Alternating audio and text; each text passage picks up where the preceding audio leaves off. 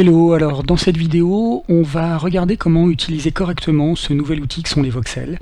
Et pour ça, il y a un certain nombre de choses qu'on va devoir savoir et surtout faire. Tout d'abord, le monde des voxels est constitué de deux parties, la partie procédurale et la partie manuelle. La partie procédurale, c'est celle qui est calculée localement en utilisant les paramètres qui sont ici et qui sont partagés entre tous les ordinateurs. La partie manuelle, c'est celle qui inclut par exemple la sculpture et la peinture quand on modifie notre terrain. Et par sa nature même, elle ne peut pas être calculée et elle doit donc être entièrement envoyée par le réseau. Si on fait un grand nombre de modifications, la quantité de données à envoyer peut devenir énorme, quelques mégaoctets, voire quelques gigas de temps en temps. Et comme c'est bien trop lourd pour être transmis sur le canal habituel utilisé par les autres données de YAG, ça doit être envoyé à travers un nouveau canal différent. Donc, nouveauté dans YAG, quand on crée un serveur, YAG démarre maintenant un deuxième serveur dédié aux données pour les voxels, dédié aux voxels, et qui écoute sur son propre port. Donc ce serveur est entièrement géré par YAG, il est automatiquement et silencieusement démarré quand on crée un serveur standard en appuyant sur ce bouton comme d'habitude. On peut changer le port du serveur de voxel ici. C'est ce nombre-là qui va être utilisé quand on démarre le serveur et qui va être également envoyé au client pour qu'il sache comment s'adresser au serveur. Il y a une chose qui ne peut pas être automatisée parce qu'elle a lieu à l'extérieur de YAG. Ce port doit être visible pour les clients.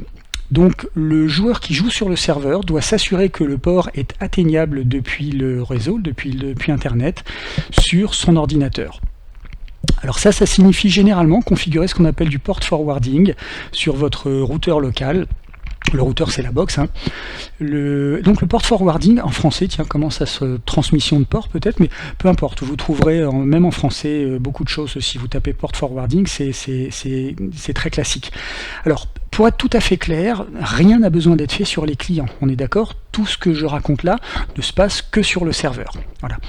Alors, les détails de comment on configure un port dépendent évidemment de votre box, du routeur. Donc, je ne peux pas faire un tuto spécifique, mais les principes généraux devraient être valables partout, sur toutes les boxes. Et donc, je vais illustrer un petit peu ça avec un screenshot tiré de mon propre routeur, de ma propre box. Donc, pour configurer votre port, vous allez chercher sur votre box une section qui s'appelle NAT, pour Network Address Translation. Okay. Et dans cette section, vous allez voir un certain nombre de règles et vous allez devoir créer une nouvelle règle. Alors cette règle, elle doit être active évidemment. Le nom que vous lui donnez n'a aucune importance. Je l'ai appelé YAG, vous pouvez l'appeler YAG, Voxel, Toto, comme vous avez envie, on s'en fout. Les ports internes et externes doivent être tous les deux identiques, c'est obligatoire, et doivent bien sûr être égaux au port qui est configuré dans YAG. Donc ces trois nombres-là doivent être obligatoirement identiques. Le protocole, ça sera toujours le protocole TCP, et l'équipement, c'est votre ordinateur tel qu'il est identifié sur les réseaux locaux de votre box. En général, il sera disponible dans une liste déroulante ici. Voilà. Alors, si vous ne faites pas ça et que le port n'est pas atteignable, n'est pas visible, la partie procédurale calculée du monde ne posera aucun problème. Tout le monde la verra, elle fonctionnera très bien, elle n'a pas besoin de ce canal-là. Par contre, toutes les modifications manuelles ne seront, enfin, aucune modification manuelle ne sera vue par les clients. D'accord ? Voilà. Et encore une fois, j'insiste dessus, tout ça ne doit être fait que sur le serveur, les clients n'ont rien à faire. Voilà. Une autre chose importante, c'est que ces modifications manuelles, donc la sculpture et la peinture du terrain, ne peuvent être faites que par le maître de jeu et sur le serveur. Donc ça crée une nouvelle contrainte dans YAG. Si vous avez l'intention de sculpter ou de peindre votre terrain, vous devez être maître de jeu et vous devez être sur le serveur. Donc le maître de jeu doit jouer sur le serveur, c'est une contrainte qui est nouvelle dans YAG. Voilà. Donc pour faire court en un mot, quand vous êtes serveur et que vous voulez modifier les voxels, vous avez deux choses à faire. La première, c'est d'autoriser ce port à être visible sur votre ordinateur. Et la deuxième, c'est de cocher la case maître de jeu ici. Voilà, tout le reste sera géré automatiquement par YAG. Alors, Maintenant que tout ce qui est extérieur à YAG a été configuré, on va regarder comment créer et modifier un monde de voxels. Donc le but ici n'est pas du tout de vous expliquer comment l'interface est configurée, est organisée. Ça sera détaillé dans une autre vidéo. On va simplement regarder la petite partie qui nous intéresse et qui est la plus générale ici. Donc je veux juste vous donner ici quelques principes très généraux sur la façon dont ça fonctionne.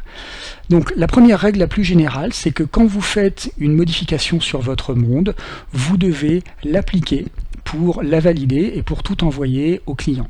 Ça, pour ceux qui connaissent un petit peu YAG, ça fonctionne exactement de la même manière que pour les donjons. Vous changez et puis vous appliquez.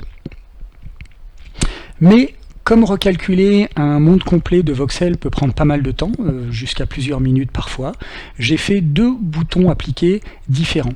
Le plus gros, c'est le bouton appliqué général. Alors celui-ci, il fait tout. Si vous ne savez pas lequel appuyer, vous appuyez sur celui-là. Il recalcule complètement le monde, il envoie les paramètres au client, et ainsi que toutes les modifications manuelles. Voilà. Le petit bouton, lui, ne va pas recalculer le monde, il se contente d'envoyer les modifications manuelles au client. Donc il diffuse simplement tout ce qui est manuel. Donc quand vous faites une modification des paramètres qui sont ici et qui vont changer la forme générale du terrain, donc le terrain a besoin d'être recalculé, vous devez utiliser le gros bouton ici qui fait tout. Et par contre, quand vous n'avez fait que des petites modifications manuelles sans toucher à ces paramètres, le terrain n'a pas besoin d'être recalculé, et dans ce cas vous pouvez utiliser ce bouton-là, ce qui épargnera du temps et de la ressource sur tous les ordinateurs. La chose suivante importante à connaître, c'est ce petit champ qui est ici et qui donne le nombre de calculs en cours concernant les voxels. Donc quand ce nombre est positif, ça vous dit qu'il y a des calculs qui sont en cours, donc que le monde n'est pas terminé de calculer, et quand ce nombre est à 0, vous savez que toutes les tâches de calcul sont terminées et que le monde est prêt. Je vais vous faire voir ça vite fait avec une présélection ici. Je choisis un désert, et vous voyez que quand j'applique, eh bien j'ai quelques centaines de tâches qui ont été lancées. Vous voyez que le monde est en train d'être calculé, ce qui correspond aux calculs qui sont affichés ici. Et une fois que c'est terminé, mon monde est prêt et je peux me balader dessus avec la végétation, le relief et tout ce qu'il y a, et tout ce qu'il faut. Donc on va revenir sur le monde par défaut et vous allez voir que ça va être beaucoup plus rapide, hein, pour plusieurs raisons. Le nombre de calculs à faire va dépendre évidemment de la taille du monde, mais va également dépendre de la complexité de la fonction mathématique, donc du bruit qui est utilisé, okay, et va dépendre également de la présence ou non de végétation. Donc en fonction de la taille de votre monde, du bruit que vous utilisez, de la végétation, ça peut aller vraiment de quelques secondes, vous avez vu, à quelques dizaines de secondes, voire quelques minutes, pour les mondes un petit peu plus complexes.